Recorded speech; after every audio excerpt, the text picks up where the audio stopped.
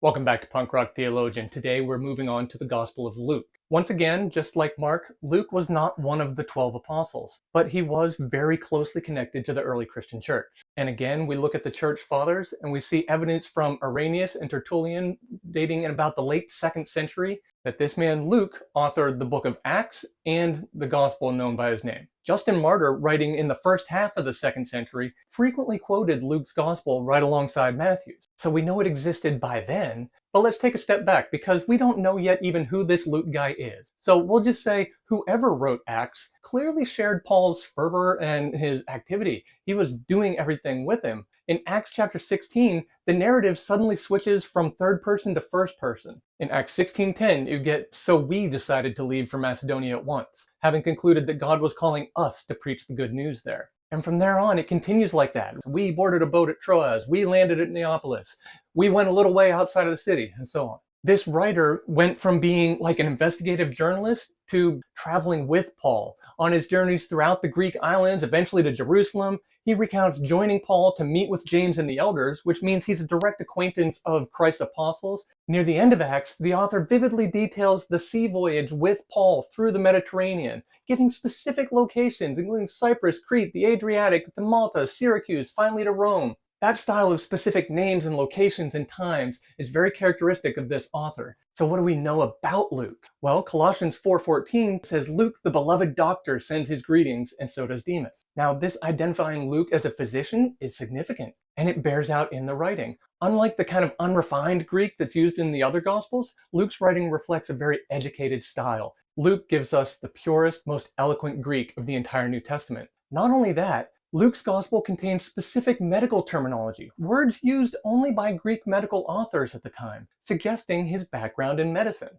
In 2 Timothy 4:10-12, which by the way is believed to be the very last thing he wrote, probably just months or even weeks before he was executed, Paul writes, "Demas has deserted me because he loves the things of this life and has gone to Thessalonica. Crescens has gone to Galatia, and Titus has gone to Dalmatia. Only Luke is with me. Bring Mark with you when you come, for he will be helpful to me in my ministry." That's the same Mark we were looking at last week. Even when he's saying to bring Mark, Luke is there with him, even while he's a prisoner, in down to the very last days. And so for Luke to be this guy who is close with Paul makes a lot of sense if you look at some of what Paul wrote. And so if we take Luke to be the author of Acts, well, let's look at how he started that book. Acts 1:1 says, "In my first book, I told you, Theophilus, about everything Jesus began to do and teach." So he specifically references this is the second book he's written to Theophilus. So we can jump back to Luke chapter 1. See how that started out. It said, "Many people have set out to write accounts about the events that have been fulfilled among us. They used the eyewitness reports circulating among us from the early disciples." So notice,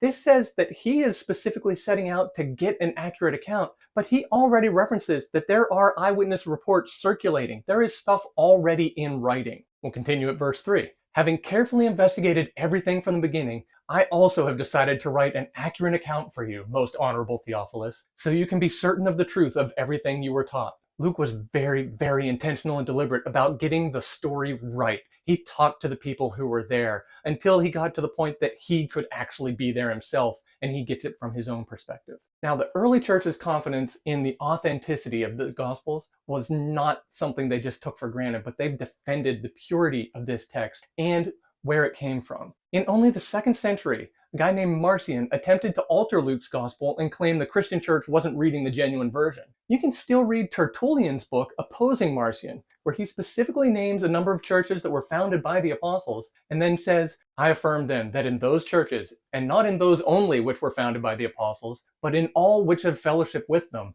that the gospel of Luke, which we so steadfastly defend, has been received from its first publication." The early church leaders, who actually knew the apostles personally, had always accepted Luke's gospel since its original publication. Irenaeus even argues that anyone rejecting Luke's gospel disregards critical aspects of the whole gospel narrative itself. He notes unique stories and teachings recorded only in Luke, like details in the first couple chapters about John the Baptist family and Jesus' family, the testimony of Simeon and Anna at the temple, Jesus questioning the temple teachers at age 12, Jesus' age when he was baptized, the miraculous catch of fish, healing a woman who had been sick for 18 years, healing a man on the Sabbath, the sinful woman anointing Jesus' feet in the Pharisee's house, the conversion of Zacchaeus, the tax collector, the healing of the 10 lepers, the parable of the friend knocking at midnight for bread, a parable of a rich man hoarding his wealth, a parable of a creditor and 2 debtors, parable of the rich man and Lazarus, parable of the Pharisees and the tax collector praying in the temple, the parable of the widow and the unjust judge, the parable of a barren fig tree. All of this evidence from Irenaeus in just the late 2nd century